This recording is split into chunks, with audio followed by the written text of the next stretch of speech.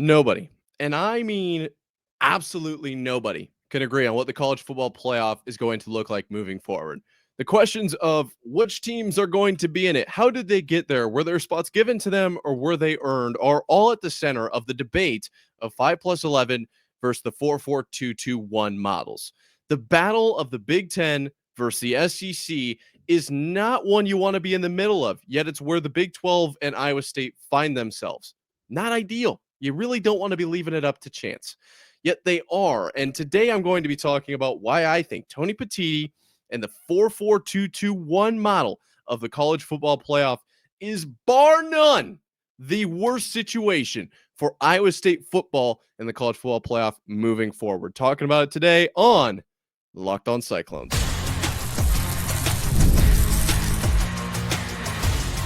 You are Locked On Cyclones, your daily podcast on the Iowa State Cyclones, part of the Locked On Podcast Network, your team every day. Welcome in to Locked On Cyclones, part of the Locked On Podcast Network, your team every day. Thank you for joining me today and every single day, making this your first watch or listen. I appreciate it more than you know, whether you're watching on YouTube or listening on your favorite podcasting platform. Be sure to hit subscribe so we can prove once and for all that it is, in fact, a Cyclone state. Today, we are talking a little bit more about the college football playoff format. Tony Petitti, his comments surrounding the 5 plus 11 versus the 4-4-2-2-1 debate. He's a very big proponent of the 4-4-2-2-1 and the play-in kind of concept. I don't know if I'd necessarily agree. We're going to break that down first. And we're going to talk about, in the second segment, Benny and Goye, the question, or not the question, the answer for the secondary this upcoming season could be, that is the question we will be trying to answer. And then finally, a little bit of a game today on this Thursday to close out today's show, offense or defense. And I'm going to leave it up to that. You got to stick around to that point in the show, in the episode, to find out exactly what we're getting into there. Now, let's start talking about the college football playoff. Try to make this quick. We've talked about this too many times. I am not going to lay it out stone by stone here. 4-4-2-2-1 versus 5 plus 11. 5 plus 11 is the model where there are, obviously, both of these situations have 16 teams. 5 auto kind of bids, right? One from each Power 4 conference and one from the group of 5 schools or whatever it is. And then 11 at-large bids, okay? Versus the 4-4-2-2-1, a model where the Big Ten and the SEC both get 4 auto bids, okay? The Big 12 and the ACC each get 2 auto bids, and then there is 1 remaining for a non-Power 4 conference school. And then the kind of the 4-4-2-2-1 and the +1 is kind of like Notre Dame. If they're in the top 16, they're automatically in. I don't love that format. I don't. But I've been all over the place. I completely acknowledge that I was, a big fan of the 5 plus 11. Then I was like, well, maybe I would actually be a fan of the 4-4-2-2-1 model. And then now I'm kind of back on the 5 plus 11 train. It's a difficult time we find ourselves in here, ladies and gentlemen. It's a difficult time. And we're going to try to break it down. Right now, Big Ten Media Day is going on. There's going to be some crazy clips come out of these every year, every media day, every SEC, Big 10, Big 12, you name it. There's going to be things that are said that we're going to have to talk about. And Tony Petitti had a few things to say regarding this college football playoff format. The big thing that he was really interested in speaking on was the play-in games. I thought that some of his quotes here were really, really interesting. First quote I'm going to read, he said, quote, "Look, we feel pretty strongly that fans will really gravitate toward a play-in weekend, that providing games that are do or die on the field will drive fan interest," Petitti said Tuesday. He continued on by saying, "I just believe that in talking to our league, the weekend that we're talking about where you'll have championship games and all across conferences, meaningful play-in games, I don't see how that's a bad thing for college football, and I think fans will gravitate to it." All right. I'm going to read this last one here, and then we can kind of keep moving with my thoughts. Quote, first, I think this is where he's talking about the idea of teams potentially losing their spot to a different team that would be playing in, if that makes sense. You're kind of in versus you have to play somebody. He said, first, I have to commend our coaches because they obviously talk about the same thing you just kind of mentioned, speaking to the reporter. Hey, if I'm in a position I could get hurt by losing a play-in game, And he said, I think that's where our coaches came down and our IEDs was at the end of the day. There are 18 members in the Big Ten. You have 17 available opponents, and you play 9 of them. Even within our own league, we've got to give teams a chance, Petitti said. Where we came down is that we were willing to take that risk. If you have 16 teams, there's still a catch-all where there's potentially 3 at-larges. But at the end of the day, I think our coaches are willing to take that risk because they're thinking about what they're thinking about is not a snapshot of any one season. They're looking at how they can get more teams in contention. Okay. What a mouthful. First off, I understand, but Jiminy creaminy. I have a couple thoughts, and that's why I wanted to obviously talk about this, and we'll get into Iowa State in 1 second.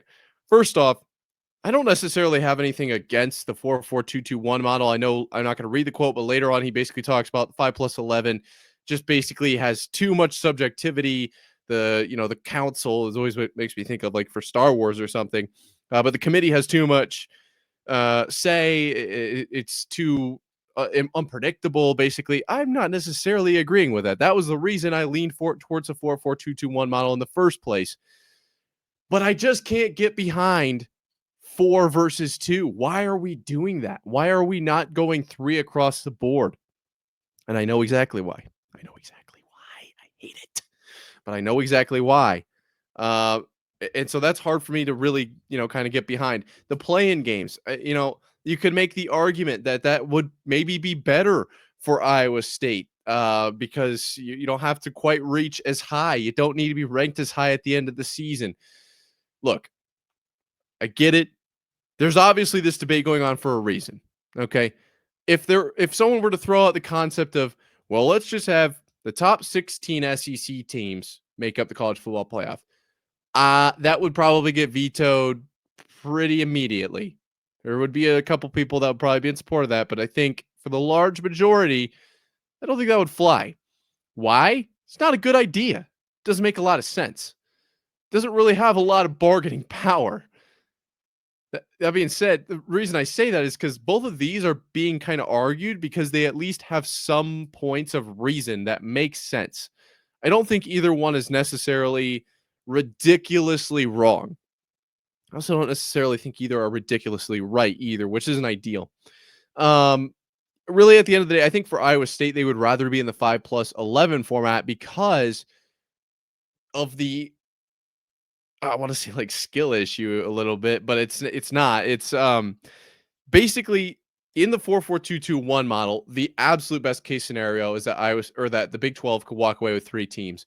And that would be if Notre Dame weren't in the top 16 and they snagged the last, spot basically coming in because everything else is an auto bid. Versus in the 5+11 model, in theory, they could get 12 teams in basically, a utopia. Iowa State being one of those. They would get every at-large bid plus their auto bid. Is that realistic? I don't know. Probably not, but it is possible. So the ceiling is higher in that format. Can't argue with that. That is true. However, it is difficult. Like, it's not going to be easy to make that. So that's why it is a challenging spot. Would you rather have 1 guaranteed or 2? Well, probably 2. Well, let's expand that. Let's expand that bio a little bit more. Let's click the read more portion. Oh, well, you only get 2 and you're automatically going up against more SEC and Big Ten. Oh, which, I mean, we're okay with playing them because they're not quite on the same level as the Big 12, but yeah, I mean, it's just, they're different situations. Do I think Tony Petitti is saying things that don't make any sense?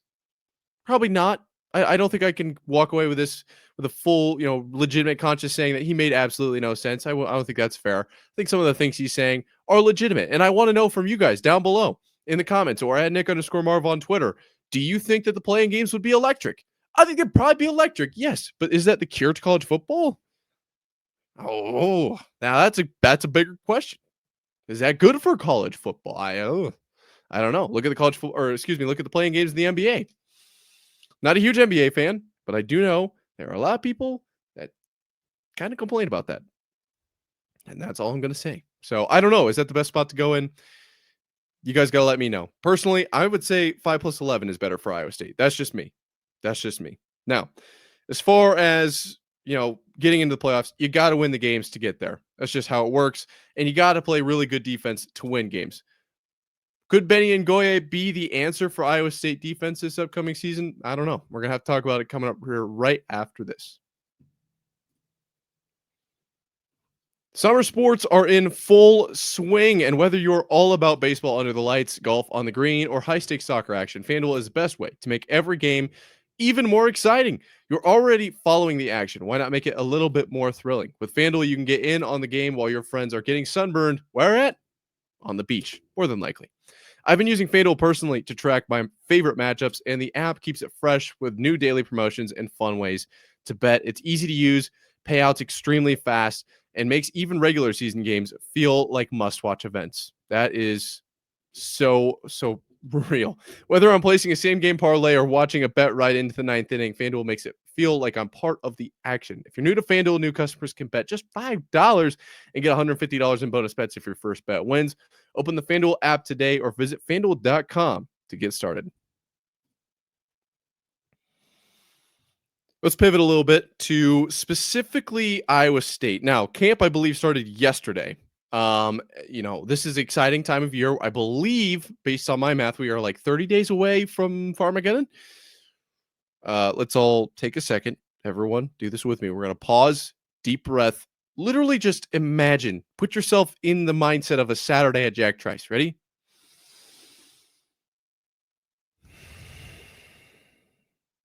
Wow. I just immediately calmed down. That was amazing. I got also jazzed up for football. I don't it's such this calming, but also super excited feeling. Football is very, very close. And that being said, I thought it was a great time to talk a little bit about a specific part of the Iowa State football team, the secondary.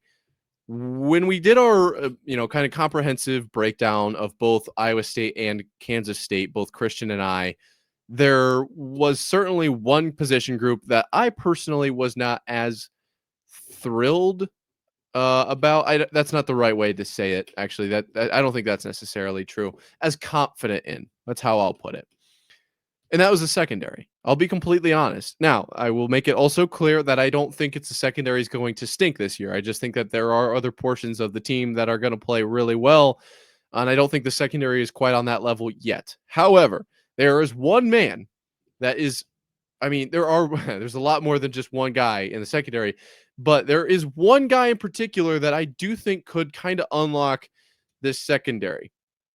The name Benny Ngoye is not one that I think a ton of people are talking about, but is a name that I think probably more people should be talking about. The transition from wide receiver to DB could be the next big thing for Iowa State. Now, to ask if Benny Ngoye is going to be, kind of the answer for Iowa State at DB, we need to look at the position group as a whole.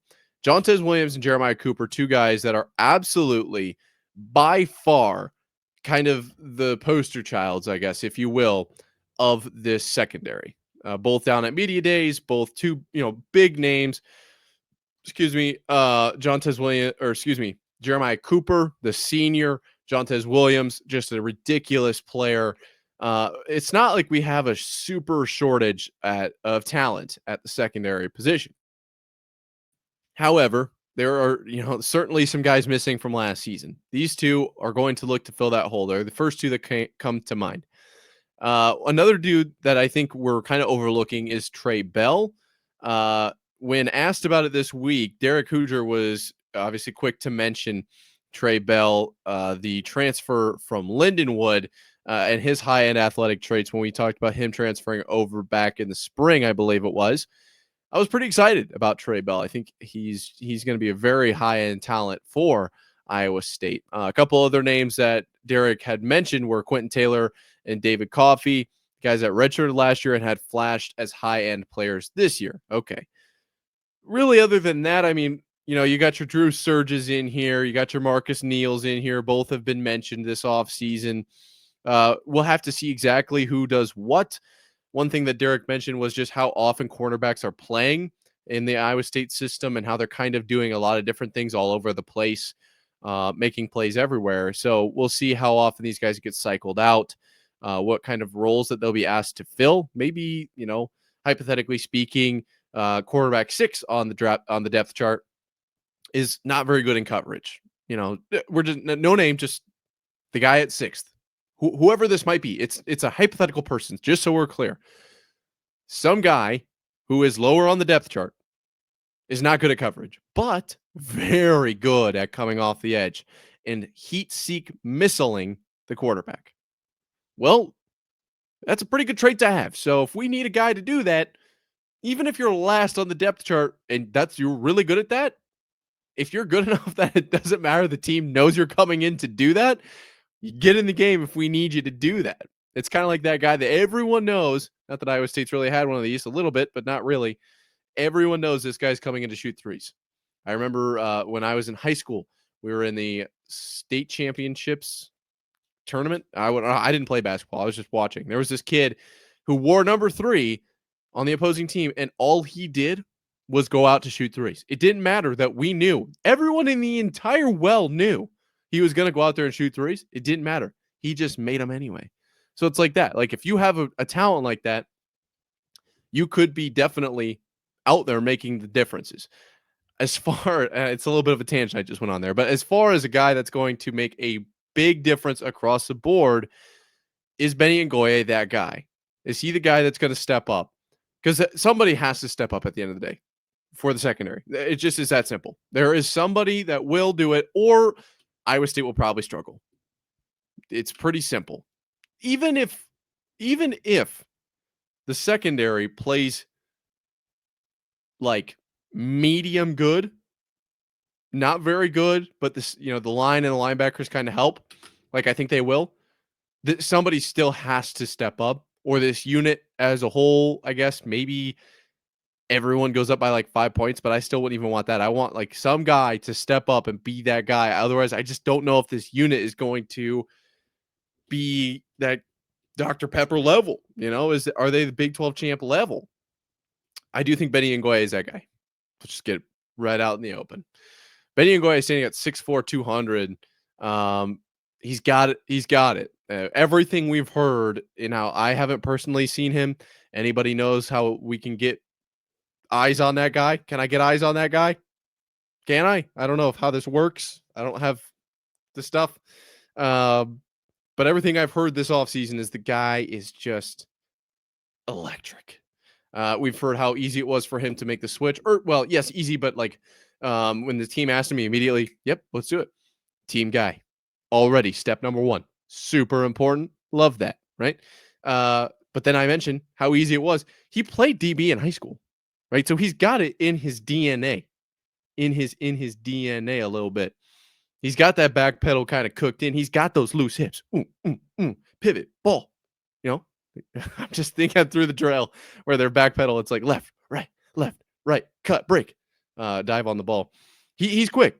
He's got the size. He's got everything you could possibly need to get it done in the secondary. And just from what I've heard, I think he's going to be the guy. Now, will he? Time will tell. Will John-Tes and Jeremiah Cooper maybe stand out a little bit more than Benny Ngoye? Maybe. But I think if Iowa State can recognize, we should get this guy at DB. And Benny Ngoye says, you know what? I'll do it. I'll come over from wide receiver to DB and does even third best on the team in the secondary. I think that's a major win. I think that honestly gets Iowa State into the Big 12 championship game. If he plays top or second best on the team, I think we're good enough as a unit with John-Tes, with Jeremiah Cooper, with Trey Bell, with Marcus Neal, with Drew Surges, with this whole unit, not to single anyone out. I think this unit's good. I really do. I just had question marks. That's why I kind of put them in the position I did when we previewed the team. I think they'll be a 10-win team. I think that they will be a Dr. Pepper team. I do. Let me know. Do you agree? Do you think Benny Ngoye can be the missing piece? Excuse me. Let me know in the comments down below or at Nick_Marv on Twitter. Now let's play a game. Don't go anywhere. We're playing offense versus defense coming up right after this.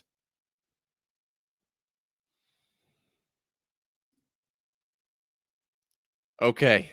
We're playing a game here at Locked On Cyclones, part of the Locked On Podcast Network, your team every day. I just came up with this game, so please forgive me. It's not perfect. Okay. I'm going to ask 5 questions. Offense or defense is the answer. All right. I'm going to ask the question, then I'm going to basically what's going to happen is a little bit more. You can play along with me if you'd like. I'm going to ask the question, pause for like 2 seconds. You can pause the recording if you'd like to, but I'm going to give you a second to at least get to the pause button. Think about it. I'll give my answer and my rationale. Then you can either let me know in the comments why I'm wrong, why I'm right at Nick_Marv on Twitter. Let's do it. Question number 1, offense or defense? Who had the better or more impactful transfers? In my opinion, it's offense. And it's very, very, very difficult to make that distinction. I think really what it comes down to is the more impactful for me, the way I wrote out this question. I think better is yet to be determined, of course, but I think the defense might have the edge on the better. I think Tamatoa McDonough is going to be a problem. I think Trey Bell is going to get it done, but more impactful, the gap that Noel and Higgins are leaving on that offense is so ridiculously vast that Sewell and Townsend are going to have to fill that hole. And I think they do. Like, that it's just literally because of how much the team lost. Now, I think across the board, I think that the defense probably wins it in this category, but I'm going to give it to the offense because those two have such a ridiculous void to fill. And we've talked about how I don't think that it's not fair to say that they need to do what Higgins and Noel did. I think that the running backs, the tight ends are going to chip in tremendously in the receiving game. But I don't think if we have Higgins and Noel, or excuse me, not Higgins and Noel, if we didn't bring in Townsend and Sowell, I think our wide receiver room might have been cooked a little bit. You have a couple guys that can make some noise, and maybe they'll prove me wrong this season. But I just don't think. I think if you look at every position group, and you said what if we just didn't bring in those transfers? I think the wide receiver position group would be affected the most, and I think it was affected so much. I'm going to pick the offense in this category. Okay, next question: who has more to prove this upcoming season, offense or defense? Personally, I think it has to be the defense. I think that they were a part of the problem last season. Now, more to prove, you could take that as like, well, they have big shoes to fill. I don't want to play that card on literally every single question here. I think that the offense has to prove it, but Rocco's out there, is Carson Hansen. It's really, how do you want to take the question? So I'm not going to be upset if you say offense, because I think Rocco does have a lot to prove. I think Carson Hansen does have a lot to prove. I do think that those transfers that I just talked about have a lot to prove. The tight end, every single person on this entire field has something to prove. So it's hard for me to like really nail that down. I think the defense, if I could just hypothetically, like, let's just play a little game inside a game here. If the defense were best in the Big 12 last year across the entire board, I think they win the Big 12 championship. Am I crazy for that? I don't know. Just think about how it might change the game in more ways than one. I think the defense was a problem last year. I think that they have more to prove this season. Personally, I think that they need to step up their game. That's just me. I understand that you might not agree, and I know that maybe my logic isn't exactly super sound, but maybe I'll redeem myself here on this next question. Third question: will the offense or the defense see the biggest leap from last year, either up or down? Ooh, getting a little crazy here. Okay, I threw in that up or down because I think it's the offense. I think the volatility of this offense is what makes me pick up or down. I know it's a crazy question. I know it's a crazy answer. Stick with me. The defense, I think it's going to just get better. There's no way that it can get worse than last year, in my opinion, especially in the defensive line area. And the linebackers are going to be so much healthier than last season. Yeah, they could see a step back in the secondary, but I think it'll be fine across the entire board. I think they're going to be a way better defense. I think they have to be. But I don't think that it's going to be such a ridiculous jump. The reason I threw in the up or down is because technically a leap, you could leap backwards. Don't see that very often, but it could happen. The offense, there's big shoes to fill, so we could see a large leap backwards. However, I still think we could even see a leap forwards. And I get where you're coming from. I hear you. 2 1,100-yard wide receivers. Yes. Okay. 2 Houston Texans now. I get it. But I still felt like there was moments last season where the offense was kind of lackluster. It's really easy to just look at those stats and say, well, yeah, like they were really good. They were good. They weren't the best. There's a reason they weren't Big 12 champions. You could give up points on every single possession. If you score on every possession, you're right in every single game. You're a 2-point away from like winning the game. Literally me, whenever I play any football game ever, I just don't even know how to even recruit defense. So we just get scored on all the time, but I score. So it's like, how do you win games? You score more points. If you can score points literally every time you touch a ball, you'll win a lot of games. Maybe not every single one, but definitely a lot of them. I think they can see a leap up from last year, and I think that they will. I think the tight ends are going to be better. I think the running backs will be better. I think Rocco Becht will be better. I think those wide receivers are at least going to hold their own, at the very least. And they might be better in different aspects, right? It's like, what's better? I'm not going to use the apple orange. Square or triangle? What's better? What's better at holding up a structure? I'm pretty sure it's triangle. I'm pretty sure that the angles on the triangle allow it to do that better. But what's a better shape for a waffle? A square. It's hard to really nail down which shape is better because they do different things. Those wide receivers from last year do different things potentially than the wide receivers from this year. We'll see how Noah Pauley and Taylor Mauser attack this the situation, but I think the offense has a lot to grow into. I think this offense could be great. I think they could make the biggest leap from last year. And honestly, up or down, it could go it could go either way. I don't know. We'll have to see. All right. What is this? 1, 2, 3, 4. Okay, 4 questions is what I have here. This is kind of the biggest one. Will Iowa State win more games because of their offense or their defense this year? This is a tough one. For me, I am going defense. And I am also partially saying that to put it out into the universe and manifest it. I don't know. Something about the way that this defense is shaping up, something about the way that the linebacker room just looks ridiculous right now. Something about the way that the defensive line could actually make an impact on games this season. I know the secondary isn't exactly loaded with Jalen Ramsey's out there. Like, I get that. But they're still a very good unit as well.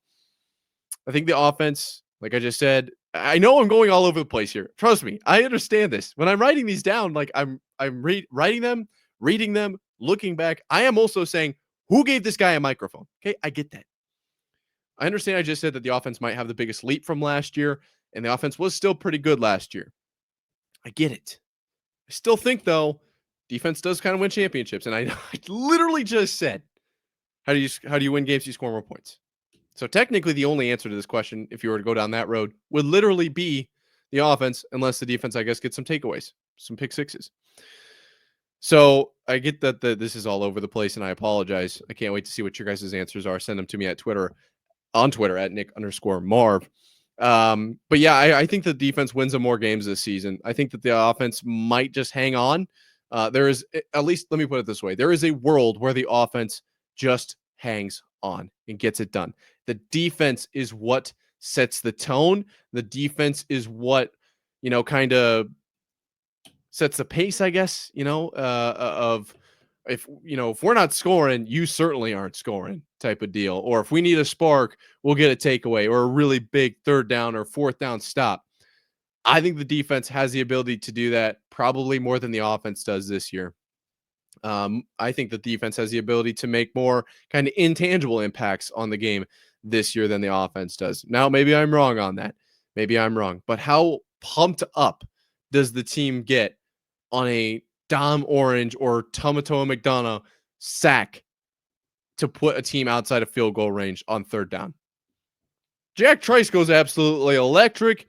Rocco Becht goes out there and throws not an interception. That is not. I don't even think I fully said the word, so it doesn't happen. Throws a 60-yard touchdown. Like that's because of the defense, because they gave Jack Trice the juice. Thank you for bringing the juice to this episode. Can't believe that the answers were all over the place. I hope you played along with me in this game of offense versus defense, in this game of life. You're winning, and I'm winning, because Iowa State football is almost here, ladies and gentlemen. I'm so excited. I cannot wait for the season to start. Be sure to hit subscribe down below. It's completely free. Helps us prove that it is, in fact, a Cyclone state. That being said, Farm Gun Friday tomorrow. Stay safe out there. Until